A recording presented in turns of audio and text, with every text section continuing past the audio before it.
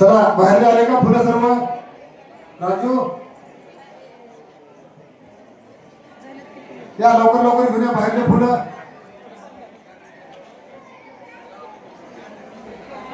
असं द्या मला निवड दाखवणार असं नाही का? आण बेटा आण लवकर लवकर आण.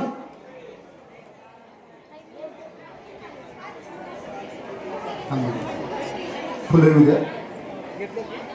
बाहेर निकाल सर्वांचं झालं का? फुलं यायचं झालं का बाहेरले? अजून आहेत का बाहेर? अवधूत चिंतन श्री गुरुदेव दत्त. अवधूत चिंतन श्री गुरुदेव दत्त.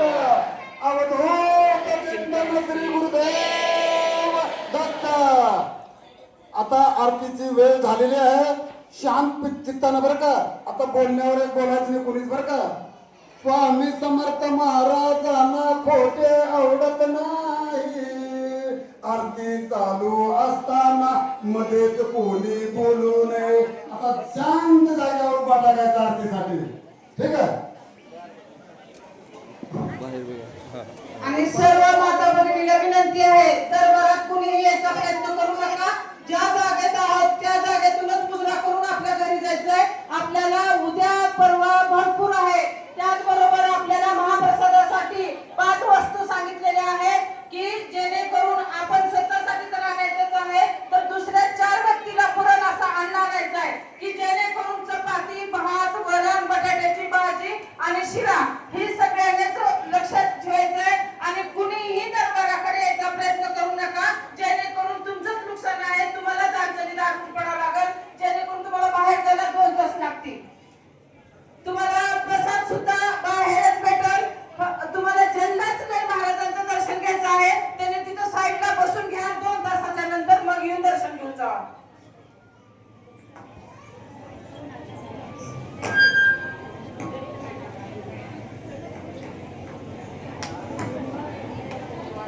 श्री स्वामी समर्थ.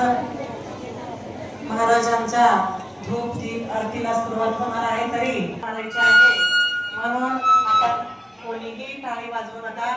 एकदम शांततेमध्ये आपल्याला थांबायचं आहे.